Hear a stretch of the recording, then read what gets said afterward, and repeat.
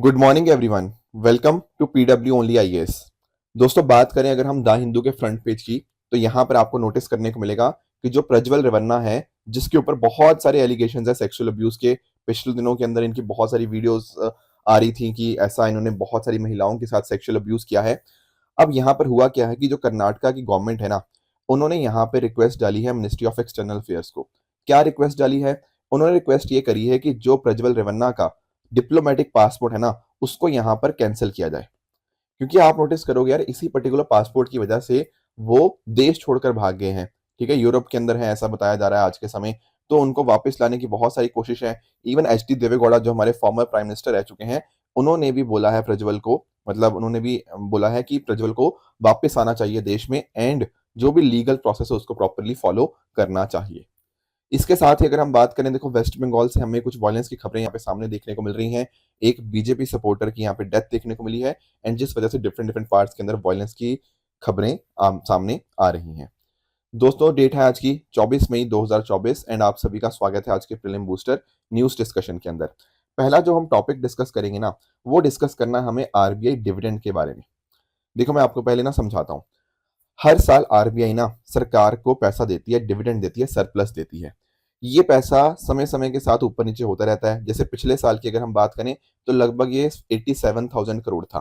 पर इस साल अगर आप नोटिस करोगे, एक बहुत बड़ा जंप देखने को मिला। इवन डबल से भी ज्यादा हमें ये चीज देखने को मिल रही है। इस साल लगभग 2,10,000 करोड़ के आसपास ये पैसा आरबीआई देगा सरकार को। अब पहले तो आपके दिमाग में ये सवाल आएगा कि सर, आरबीआई सरकार को पैसा दे भी क्यों रहा है? What is the need to transfer the surplus to government? मैं आपको समझाता हूँ। आप मान लो कोई दुकान चलाते हो, ठीक है। अब दुकान अगर आप चला रहे हो और दुकान से कुछ प्रॉफिट हो रहा है, तो भाई प्रॉफिट किसको जाएगा? आप बोलोगे sir profit belongs to the owners of the company. जो मालिक होते हैं उसी को प्रॉफिट बिलोंग करता है। बिल्कुल सही बात है, तो प्रॉफिट उनको चला जाएगा। अब जब मैं बात करता हूँ रिजर्व बैंक ऑफ इंडिया की, आप जानते होंगे रिजर्व बैंक ऑफ इंडिया को 1935 के अंदर फॉर्म किया गया था।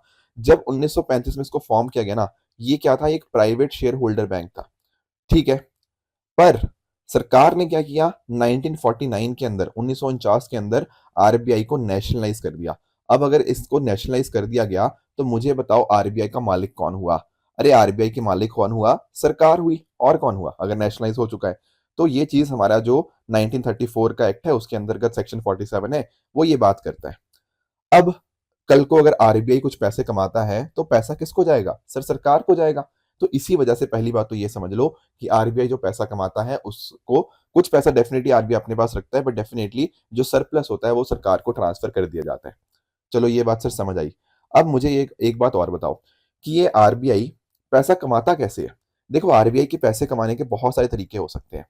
कुछ जगह से वो पैसा कमाएगा, ठीक है ना, अर्निंग होगी कुछ आरबीआई की। ऑन द अदर हैंड कुछ जगह को उसका ऊपर कुछ खर्चा होगा, जिसको हम एक्सपेंडिचर बोल सकते हैं। मुझे आप लोग बताओ, कहाँ कहाँ से आरबीआई पैसा कमा सकता है?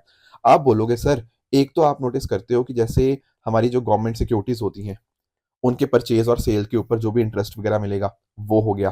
प्लस आप जानते हो यार, आरबीआई पैसा लेंड करता है बैंकों को, है ना? करता है नहीं करता? रेपो रेट वगैरह क्या होती है, तो वो क्या होता है? रेपो रेट के ऊपर जो पैसा लेंड किया जाता है, वो भी तो आरबीआई की कमाई हुई। इसके अलावा और क्या तरीके हो सकते हैं? जो आपका जो फॉरेन करेंसी एसेट्स होते हैं, ठीक है ना, प्लस आपका गोल्ड जो आरबीआई के पास होता है। अगर इनकी वैल्यूज के अंदर चेंजेस आते हैं, जैसे मान लो आरबीआई ने अपने पास गोल्ड रखा हुआ था, अब गोल्ड के अगर दाम बढ़ गए, तो क्या होगा? कहीं ना कहीं आरबीआई की अर्निंग्स बढ़ जाएंगी। उसके अलावा अगर फॉरेन करेंसी एसेट्स का रीवैल्यूएशन होना, गवर्नमेंट बॉन्ड्स के ऊपर इंटरेस्ट होना, फॉरेन करेंसी रिजर्व्स के ऊपर इंटरेस्ट आना, इस तरह से डिफरेंट डिफरेंट तरीके बनते हैं जिससे आरबीआई पैसे कमाता है। प्लस जो आरबीआई पैसा छापता है, वहां से भी कुछ पैसे कमाता है। इन अ सिमिलर वे आरबीआई के कुछ खर्चे भी तो होते हैं। सर, कैसे खर्चे? अरे आरबीआई के अंदर जो लोग काम करते हैं उनको सैलरी देनी है, नहीं देनी? बिल्कुल देनी है। उसके अलावा आपने रेपो रेट तो समझ लिया, पैसा कमाता है। पर रिवर्स रेपो रेट के अंदर जब पैसा आरबीआई के साथ पार्क होता है, या फिर जो और तरीके के साथ तरह से पास हो बैंक के साथ आरबीआई के साथ पैसा पार्क होता है, वहां से भी तो आरबीआई का खर्चा निकलता है। बिल्कुल, आरबीआई को खर्चा उसके ऊपर करना पड़ता है। तो इस तरह से आरबीआई के कुछ खर्चे भी होते हैं। तो कितनी कमाई हुई, कितना एक्सपेंडिचर हुआ, बाकी क्या बचा हुआ? बाकी आरबीआई का प्रॉफिट हुआ। तो इसमें से एक सरप्लस जो अमाउंट होता है, वो आरबीआई किसको दे देता है? सरकार को दे देता है। This is the function of कि कैसे डिविडेंड दिया जाता है। तो अगर अभी की बात करें, तो जैसा मैंने आपको बताया कि लगभग 2.11 लाख करोड़ का डिविडेंड या फिर सरप्लस पे आउट किया गया to the central government for the 2023-24। ये डबल से भी ज्यादा जितना हमने एक्सपेक्ट किया था। बजट एक्सपेक्टेशन, बजट के अंदर हमने सोचा था कि लगभग 1 लाख करोड़ के आसपास इस तरह से मिलेगा, पर इतना ज्यादा पैसा मिलना अपने आप में सरकार के लिए बहुत अच्छी बात है। अब यहाँ पर एक चीज जो आपको और ध्यान में देखनी है वो ये है कि जो ट्रांसफरेबल सरप्लस था ना, वो किसके बेसिस के ऊपर है? ईसीएफ के बेसिस के ऊपर, इकोनॉमिक कैपिटल फ्रेमवर्क। दरअसल में ना 2019 में एक कमेटी थी, बिमल जलान कमेटी। उन्होंने यहाँ पे रिकमेंडेशंस दी थी कि किस हिसाब से ये पैसा ट्रांसफर होना चाहिए, कितना परसेंटेज आरबीआई को अपने पास रखना है ताकि मुश्किल परिस्थितियों में भी वो काम कर पाए, ये सारी चीजें। तो ये बिमल जलान कमेटी और इकोनॉमिक कैपिटल फ्रेमवर्क, ये डेफिनेटली आपको दोनों पता होनी चाहिए। बाकी देखो यहाँ पे जब सारी चीजें मैंने बता ही दी आपको कि आरबीआई पैसे कैसे कमाता है, कहाँ कहाँ पे पैसा खर्च होता है, इस तरह की चीजें। आप लोगों को दिमाग में एक सवाल अभी भी शायद आ रहा होगा। दिमाग में सवाल ये होगा कि सर ये सब चीजें तो हर साल ही आरबीआई करता है, कमाता भी है पैसे, खर्च भी करता है, तो इस साल ऐसा क्या हो गया कि डबल से भी ज्यादा हो गया, है ना? ये क्या दिक्कत होगी? देखो एक्चुअल में अगर हम बात करें, मुझे एक बात बताओ, पिछले साल पता क्या हुआ है? जो यूएस का फेड है, वो फेड ने पता क्या किया? फेड ने इंटरेस्ट रेट हाइक करी है पिछले सालों के अंदर। बिल्कुल सही बात है। अब जब इंटरेस्ट रेट हाइक होगी तो आरबीआई के पास जो फॉरेन करेंसी एसेट्स हैं, उनकी वजह से जो इंटरेस्ट अर्निंग आएंगी, क्या वो बढ़ेंगी या नहीं बढ़ेंगी? Answer is yes. पिछले सालों के अंदर जब इस तरह से फेड ये हाइक कर रहा है ना, उससे आरबीआई का जो फॉरेन करेंसी एसेट से इंटरेस्ट अर्निंग थी, उसमें एक मेजर मेजर इंक्रीज देखने को मिला है, जिस वजह से जो नंबर भी है वो ज्यादा आपको देखने को मिल रहा है। तो these are some of the things जो आपको यहाँ पे पता होनी चाहिए। बाकी सरप्लस कैलकुलेशन मैंने आपको समझा दिया। ध्यान रखिएगा जो सेक्शन 47 है आपका आरबीआई एक्ट 1934 का, वो इसका लीगल बेसिस बनता है इस तरह से आरबीआई का डिविडेंड ट्रांसफर करने का। नेक्स्ट चलते हैं अगले टॉपिक की तरफ, दैट इज पैम के बारे में थोड़ा हमें चर्चा करनी है। अब आप पूछेंगे सर ये पैम क्या है? PAM stands for primary amoebic meningoencephalitis. अब ये क्या मुद्दा हो गया? देखो ये थोड़ा ना 2-3 दिन पहले आया था, एक स्किप हो गया था मेरे से, तो मैं आज इसको टेकअप कर रहा हूँ। मैं आपको इसका भी थोड़ा समझाने की कोशिश करता हूँ। जैसे ये भाई साहब को देखिए, अब ये भाई साहब पता क्या गए? ये भाई साहब गए स्विमिंग पूल के अंदर, ठीक है? अब स्विमिंग पूल के अंदर तो गए, अब स्विमिंग पूल का जो पानी था वो कहीं ना कहीं गंदा पानी था, कंटेमिनेटेड था, और पानी के अंदर जो प्रॉपर क्लोरिनेशन होना चाहिए वो सब नहीं था, राइट? ऐसे केस में पता क्या हो सकता है?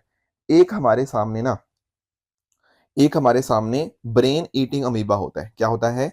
ब्रेन ईटिंग अमीबा, जिसका नाम है आपका क्या? नाइग्लेरिया फॉलरी। ठीक है, ये अमीबा का नाम है, जो कि इस तरह से आपके नाक के अंदर से घुस सकता है। ये इस बंदे के ना नाक के अंदर से घुसा है। तो जब ये अमीबा एंटर करेगा, उससे क्या हो सकता है? इस पर्सन की डेथ हो सकती है। अब यही जो इस अमीबा के अंदर घुसने की वजह से जो आपको इन्फेक्शन हुआ, उसी का नाम क्या है? उसी का नाम है पैम, प्राइमरी अमेबिक मेनिंगनो एनसेफ्लाइटिस। तो अभी दरअसल में एक बहुत ही दुर्भाग्यपूर्ण घटना हमें देखने को मिली है कि जो कोझिकोड के अंदर ना गवर्नमेंट मेडिकल कॉलेज है, बहुत ही फेमस हॉस्पिटल है। मैं भी एक दिन बीमार हुआ था, मैं यहीं पे एक दिन रुका भी था। तो ये जो आपका हॉस्पिटल है, यहाँ पर एक बच्ची को, एक 5 साल की छोटी बच्ची को यहाँ पे ट्रीटमेंट के लिए लाया गया था, जिसको यही वाली इन्फेक्शन थी, पैम वाली, एंड उसकी डेथ हो गई है, हमें पिछले दिनों के अंदर देखने को मिली है। अब आपको कुछ इंपॉर्टेंट पॉइंट्स जानने पड़ेंगे पैम के बारे में। जैसा मैंने आपको बताया, एक फ्री लिविंग अमीबा होता है, नेगलेरी फोलरी। इसके कहीं ना कहीं वजह से ये रेयर ब्रेन इन्फेक्शन हमें देखने को मिल जाएगा। वार्म फ्रेश वाटर के अंदर ये अमीबा रहता है, एंड उसके आसपास जो सॉइल होती है उसके अंतर्गत, तो नोज के थ्रू ये एंटर करता है। जैसे लब जो स्विमिंग कर रहे होते हैं उस समय इनके नोज के अंदर इस तरह से एंटर करता है। तो जहां पर वार्म फ्रेश वाटर होता है, लेक्स हो गया, रिवर्स हो गया, स्विमिंग पूल्स हो गया, उसके माध्यम से ये लोगों के अंदर फैलता है। एंड यहाँ पर आप नोटिस करो पाओगे कि जो भी आपके स्विमिंग पूल्स हैं, अगर उनको प्रॉपर मेंटेन नहीं किया जा रहा या फिर बहुत ही कम क्लोरिनेशन है, वहां पर फैलने के खतरे यहाँ पे ज्यादा बढ़ जाते हैं। स्टार्टिंग स्टेजेस के अंदर हेडेक हो गया, फीवर, नोजिया, वॉमिटिंग, ये सब चीजें होती हैं। फिर बाद में जाकर कंफ्यूजन होना, सीजर्स होना, ये सब चीजें हो जाती हैं। इन दी एंड पर्सन कोमा में जा सकता है, एंड इन दी एंड उस पर्सन की डेथ भी हो सकती है। दरअसल में ना ये अपने आप में काफी खतरनाक चीज है। वैसे लोगों में बहुत ही कम होती है, पर अगर मान लो किसी पर्सन को हो जाए ना, तो ऐसा बताया जा रहा है कि इसकी जो डेथ रेट है वो लगभग 97% होती है।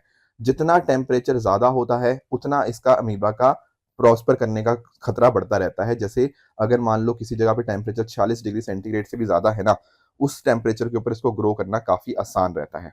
एक सवाल आपके दिमाग में और आएगा कि सर क्या ये पर्सन टू पर्सन ट्रांसफर हो सकता है, कि एक पर्सन से जैसे दूसरे पर्सन में कोविड-19 पैंडेमिक था, तो क्या ये ट्रांसफर हो सकता है? द आंसर इज नो, नहीं हो सकता।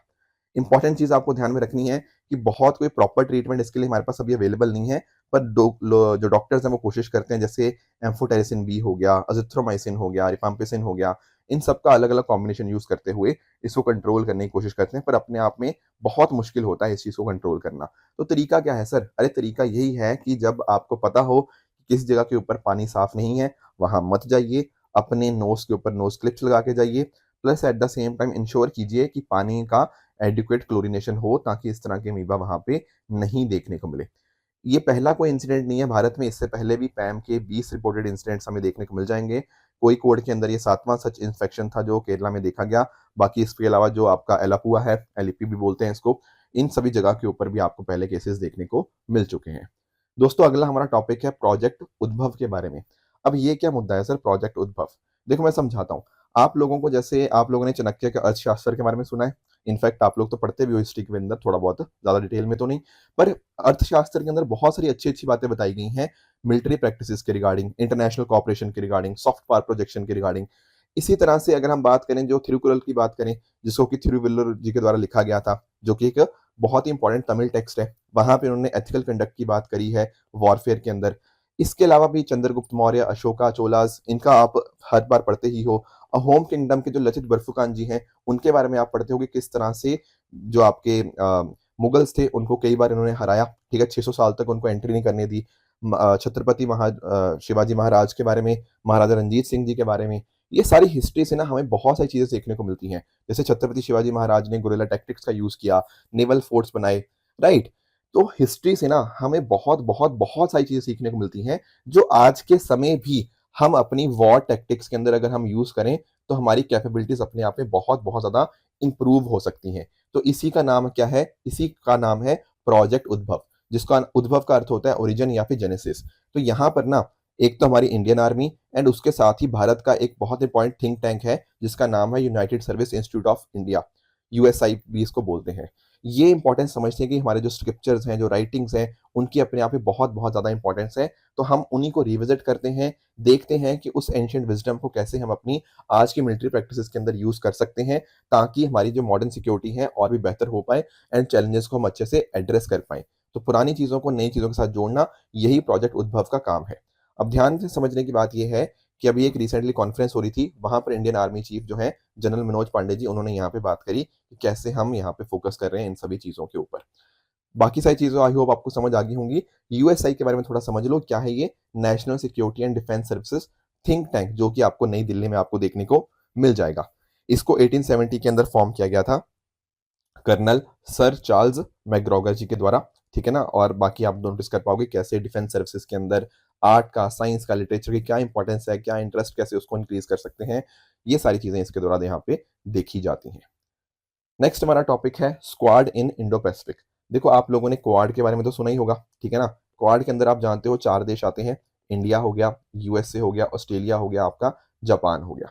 डेफिनेटली क्वाड इंडो पैसिफिक के अंदर बहुत इंपॉर्टेंट रोल प्ले करता है। अब इंडो पैसिफिक बहुत ज़्यादा सिग्निफिकेंट रोल इंटरनेशनल के अंदर इंपॉर्टेंस इसका बढ़ती जा रही है। ऐसे केस में अगर हम बात करें ना, देखो क्वाड वैसे तो अपने आप में बहुत इंपॉर्टेंट है, इसमें कोई डाउट की बात नहीं है। पर काफ़ी सारे लोग या काफ़ी सारी कंट्रीज़ ऐसा बोलती हैं कि इंडिया ना थोड़ा-सा हेजिटेंट है कि वो चाइना को ट्रिगर नहीं करना चाहता, राइट? अब ऐसे केस में एक ये भी कारण बताया जाता है, बाकी इसके साथ ही साथ अगर हम बात करें, जो साउथ ईस्ट एशिया की कंट्रीज़ हैं, उनको भी यहाँ पे साथ लाने की कोशिश है, ठीक है? पर इंडिया का फोकस थोड़ा-सा है कि हाँ, जो open sea lanes of communication होने चाहिए।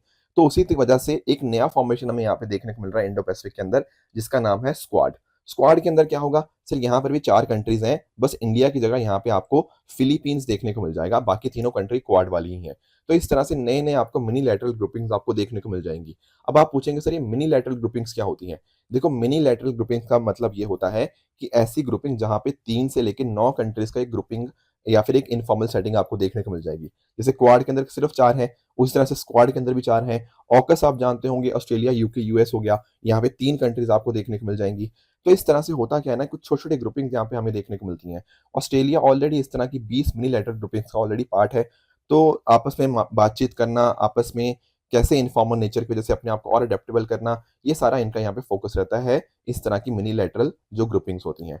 अब ये स्क्वाड के बनने से क्या होगा? डेफिनिटली इसकी कैपेसिटी बिल्डिंग के अंदर इंप्रूवमेंट आएगी, फिलीपींस का रोल जो कि स्ट्रेटेजिक लोकेशन की वजह से बहुत इंपॉर्टेंट है इन साउथ ईस्ट एशिया, वहां पे मदद मिलेगी। इंडो पैसिफिक की सिक्योरिटी को यहाँ पे इंक्रीज किया जा सकेगा। एंड स्क्वाड का, ऑकस का, क्वाड का आपस में कहीं ना कन्वर्जेंस हो पाएगा। सब ये आपस में तीनों ग्रुपिंग्स आपस में मिलकर कहीं ना कहीं काम कर पाएंगी, which will help the all the three different groupings. Plus at the same time ASEAN वगैरह के साथ भी हम यहाँ पे कनेक्ट कर पाएंगे, तो ये यहाँ पे इसका फोकस रहेगा। ऐसा नहीं है कि बहुत हम लंबे टाइम से इसके बारे में सोच रहे थे। 2023 में इसके बारे में डिस्कशन स्टार्ट हुआ जब शांग्रीला सिक्योरिटी डायलॉग सिंगापुर के अंदर हुआ, तो पहली बार इन चारों कंट्रीज के डिफेंस चीफ जो थे वो आपस में मिले और उन्होंने डिसाइड किया कि इस तरह से हम कुछ ना कुछ कर सकते हैं फॉर्मेशन। तो इस तरह से स्क्वाड का हमें आज के समय फॉर्मेशन 2024 के अंदर देखने को मिल जाता है। बाकी ऐसा नहीं है कि पहली बार इनका कोलैबोरेशन है, इससे पहले भी ऑस्ट्रेलिया का यूएसए के साथ हो गया, इस तरह different different collaboration already existing था, पर अब यहाँ पे चारों कंट्रीज मिलकर इस तरह से स्क्वाड का फॉर्मेशन आपको देखने को मिल जाएगा। चलते हैं दोस्तों हम अपने अगले टॉपिक की तरफ, जिसका नाम है prohibition of calcium carbide in fruit ripening. देखो, जो food standard and safety authority of India है, एफएसएसएआई, उसने एक डॉक्यूमेंट रिलीज किया है जिसमें बात करी गई है कि भैया जब आप ना इस तरह से जैसे आम पकाने के लिए या बाकी और फ्रूट्स को पकाने के लिए आप पता कैल्शियम कार्बाइड का प्रोहिबिशन कर दो, मतलब कैल्शियम कार्बाइड बिल्कुल यूज मत करो, उसकी जगह पे पता क्या यूज करो, आप यूज करो इथाइलिन गैस, क्योंकि इथाइलिन गैस ना अपने आप में ज्यादा सेफ है। थोड़ा सा हम कैल्शियम कार्बाइड के बारे में समझ लेते हैं। कैल्शियम कार्बाइड को बनाने के लिए लाइम को और कार्बन मिक्सचर को हीट किया जाता है 2000 या 2100 डिग्री सेंटीग्रेड के ऊपर। इसको जैसे मैंने आपको बताया मैंगोस को पकाने के अंदर यूज किया जाता है। अब दिक्कत पता क्या आती है, जब आप ये चीज प्रोसेस करते हो ना, तो उस समय एसिटाइलिन गैस रिलीज होती है जिसके अंदर आर्सेनिक हो गया, फास्फोरस के हार्मफुल ट्रेसेस देखने को मिल जाते हैं। अब ये क्योंकि इतने ज्यादा हार्मफुल हैं, उससे कहीं ना कहीं लोगों के अंदर जो इनको खाते हैं इन पर्टिकुलर फ्रूट्स वगैरह को, उनके अंदर स्किन अल्सर हो सकता है, वॉमिटिंग हो सकती है, स्वेलो करने में डिफिकल्टी आती है, वीकनेस हो गया, इरिटेशन हो गया, डिजीनेस हो गया, ये सारी चीजें देखने को मिलती हैं। प्लस जो मैंने आपको बताया एसिटाइलिन गैस के बारे में, जिसके अंदर आर्सेनिक और फास्फोरस के हार्मफुल ट्रेसेस देखने को मिलते हैं, तो जो भी लोग उसको हैंडल करेंगे उनकी हेल्थ के ऊपर भी उसका नेगेटिव इंपैक्ट पड़ेगा। तो इसकी वजह से ये सारी चीजें देखते हुए एफएसएसआई ने इस कैल्शियम कार्बाइड के यूज को बैन कर रखा है। And plus at the same time कुछ एक चीजों के ऊपर, जैसे एथाइलिन गैस का जो यूज है वो विद इन परमिटेड लेवल्स यहाँ पे बताया गया है। ऑन द अदर हैंड अगर मैं बात करूं, एक इंपॉर्टेंट कमेटी के बारे में भी आपको यहाँ पे पता होना चाहिए, जिसका नाम है central insecticide board and registration committee. दरअसल में ये जो कमेटी है ना, ये बनाई गई है ministry of agriculture and farmer welfare के द्वारा, ताकि जो भी आपके इंसेक्टिसाइड्स है ना, उनका import, manufacture, sale, transport, distribution and usage उसको हम रेगुलेट कर पाए। ठीक है ना। तो सरकार को एडवाइस करती है टेक्निकल मैटर्स के रिगार्डिंग जो भी इंसेक्टिसाइड्स के ऊपर होते हैं, और इंसेक्टिसाइड को रेगुलेट किया जाता है under insecticide act 1968 and insecticide rule 1971। ठीक है, तो ध्यान रखना इन सभी चीजों के रिगार्डिंग। जैसा मैंने आपको बताया, एसिटाइलिन के बारे में आपको पता होना चाहिए, एथाइलिन के बारे में आपको पता होना चाहिए। ठीक है, इथाइलिन के माध्यम से क्या होता है, आपके जो फ्रूट राइपनिंग प्रोसेस को ये रेगुलेट करता है। ठीक है, एसिटाइलिन वाला जो था ये रिलीज होता है कब, जब कैल्शियम कार्बाइड को आप यूज करते हो, तो ये अपने आप में काफी खतरनाक है। ऑन द अदर हैंड जो एफएसएसआई ने अलाउ किया है, वो किसको अलाउ किया है, ethylene as a safe fruit ripener, तो इनके बारे में आपको पता होना चाहिए। इसके अलावा एक और यहाँ पे एक गैस है एथीफॉन। ठीक है ना, ये भी एक प्लांट ग्रोथ रेगुलेटर ही है जो कि फ्रूट राइपनिंग के अंदर, फ्लावर इंडक्शन के अंदर, इन सब चीजों के अंदर प्रमोट करती है।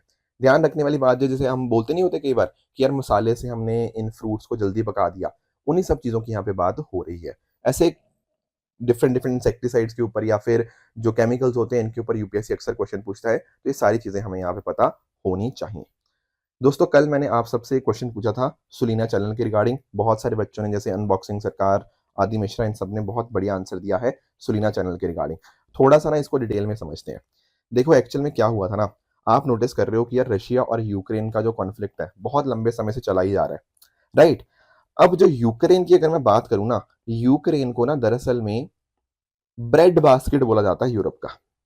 ठीक है ना, क्योंकि बहुत सारे ग्रेन्स जो हम बात करते हैं वो यहाँ पे यूक्रेन से एक्सपोर्ट किए जाते हैं, और बाकी सारे देश बहुत ज़्यादा डिपेंडेंट है यूक्रेन के ऊपर।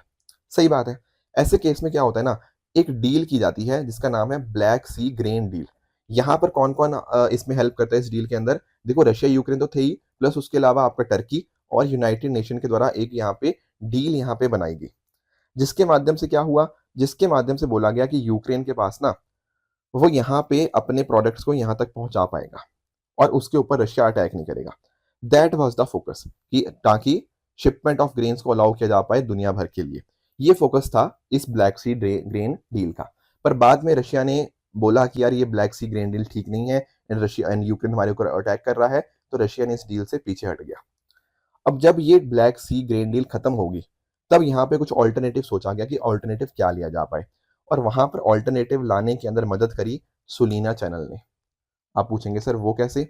देखो यहाँ पर ना आप लोगों को डेन्यूब डेल्टा देखने को मिल रहा होगा। दरअसल में जब मैं बात करता हूँ ना डेन्यूब रिवर की, तो डेन्यूब दरअसल में यूरोप की सेकेंड लॉन्गेस्ट रिवर है। यूरोप की सेकेंड लॉन्गेस्ट रिवर कौन सी है? आपकी डेन्यूब। और ये जो डेल्टा फॉर्मेशन है यहाँ पे, इसको बोलते हैं डेन्यूब डेल्टा। अब डेन्यूब डेल्टा की हमने बात तो कर दी। इसमें क्या होता है ना, यहाँ पर अगर हम बात करें, या इस पिक्चर के अंदर आप यहाँ पे नोटिस कर पाओगे, यहाँ पे डिफरेंट डिफरेंट आपको चैनल्स देखने को मिल जाएंगे। जैसे एक आपका यहाँ पे सुइना चैनल हो गया, आपका चिलिया चैनल हो गया, उसी तरह से यहाँ पे आपको सेंट जॉर्ज देखने को मिल जाएगा। ठीक है, कि आपका डेन्यूब जो था इस तरह से डिफरेंट डिफरेंट चैनल्स में डिवाइडेड है। अब यहीं पर आपको एक नीचे कंट्री देखने को मिलती है जिसका नाम है रोमेनिया। अब हमने बात पता क्या करी, देखो ये जो आपको रेनी हो गया, ये इस्माइल हो गया, ये जो जगहें है ना, इनसे कहीं ना कहीं यहाँ तक हम पहुंच पाए। और यहाँ पे हमने रोमेनिया को यूज किया। रोमेनिया को पता क्यों यूज किया? क्योंकि दरअसल में जो रोमेनिया है ना, वो नेटो का मेंबर है। तो अगर कल को रोमेनिया के ऊपर अटैक करता है रशिया, तो यहाँ पर नेटो इन्वॉल्व हो जाएगा। और नेटो का आप आर्टिकल 5 तो जानते ही होंगे, जो बात करता है किसकी? कलेक्टिव डिफेंस की। ठीक है ना?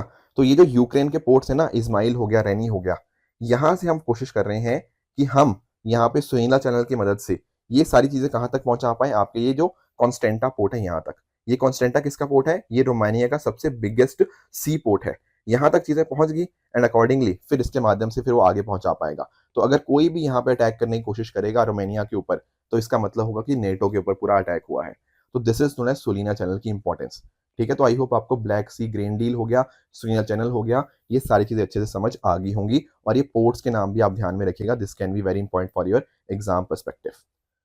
दोस्तों आज का आपका होमवर्क क्या रहेगा? आज का आपका होमवर्क रहेगा हेलमंड रिवर के बारे में। ठीक है, ये मुझे आप बताओगे कौन सी दो कंट्रीज के बीच में ये एक मेजर डिस्प्यूट का कारण है। तो इसका आंसर आप मुझे नीचे कमेंट्स में बता सकते हो। इसके अलावा आज का आपका होमवर्क रहेगा ट्रू एंड फॉल्स के अंदर ये 3 स्टेटमेंट्स का आंसर आप मुझे बताओगे, इनमें से कौन सा ठीक है, कौन सा गलत है। कल जो मैंने होमवर्क दिया था उसका आंसर डिस्कस कर लेते हैं। पहला कह रहा है जो ट्रेजरी बिल्स की बात करें तो एक लॉन्ग टर्म डेट होता है, बिल्कुल गलत है, ये एक आपका शॉर्ट टर्म डेट होता है, तो पहला इनकरेक्ट हो जाएगा। एमवीपीआई की बात करें तो डेफिनेटली मेडिकल डिवाइसेस की सेफ्टी को मॉनिटर करना इनका काम रहता है। कौंडिन्या वाइल्ड लाइफ सेंचुरी की बात करें तो definitely this is in Andhra Pradesh. TTDI travel and tourism development index UN tourism नहीं बल्कि आपका जो वर्ल्ड इकोनॉमिक फोरम होता है उसके द्वारा रिलीज किया जाता है, तो फोर्थ इज ऑल्सो इनकरेक्ट। आज का आपका होमवर्क बहुत ही इजी क्वेश्चन है। पहला क्वेश्चन है आपका पीवीटीजीएस के रिगार्डिंग। ठीक है, थोड़ा पढ़ोगे भी इसको एंड डेफिनेटली इस क्वेश्चन को आप आंसर भी बताओगे इनमें से कौन सा ठीक है। कल जो मैंने आपको होमवर्क दिया था, या एक और होमवर्क है आपका कि राज्यसभा और लोकसभा की पावर्स किस मामलों में इक्वल होती हैं। ठीक है, तो दोनों क्वेश्चंस का आंसर मुझे आप नीचे कमेंट्स में बता सकते हो। हाँ जी, कल का जो होमवर्क था उसका आंसर डिस्कस कर लेते हैं। अगर हम बात करते हैं देखो आईयूसीएन की, आईयूसीएन यूएन का ऑर्गन नहीं है, तो क्या है सर आईयूसीएन? अरे आईयूसीएन एक एनजीओ है। ठीक है, तो ये पहला स्टेटमेंट आपका गलत हो जाएगा। दूसरा कह रहा है कि दुनिया भर में आईयूसीएन डिफरेंट डिफरेंट प्रोजेक्ट्स को रन करता है, definitely it is correct. And तीसरा चीज भी आपकी बिल्कुल ठीक है कि आपकी जो साइट्स है, ठीक है ना, वो साइट्स क्या है? एक इंटर गवर्नमेंटल ट्रीटी है, इसमें कोई डाउट की बात नहीं है, जो कि यूनैप के अंतर्गत उसको कंक्लूड किया गया था। तो लीगली बाइंडिंग है स्टेट्स के ऊपर, पर ये नेशनल लॉज की जगह नहीं लेती। तो दोनों के दोनों स्टेटमेंट ठीक है, पहला गलत था। Option number B 2 and 3 only is the correct answer. दूसरा मैंने आपको होमवर्क दिया था, ये तो बहुत इजी क्वेश्चन है एफआरए के ऊपर। ठीक है, तो इसका सही आंसर बनेगा ऑप्शन नंबर डी ग्राम सभा। ये इजी क्वेश्चन होते हैं, देखो यूपीएससी ने बार बार ऐसे क्वेश्चन रिपीट भी किए हैं, तो you should be very well aware about this particular topic. दोस्तों ये थी आज की डिस्कशन। अगर आपको इसकी पीडीएफ चाहिए तो आप हमारे Telegram channel PW only IAS official जाके इसकी पीडीएफ डाउनलोड कर सकते हो, अपनी प्रेपरेशन को और भी बेहतर बना सकते हो। Thank you very much for the discussion.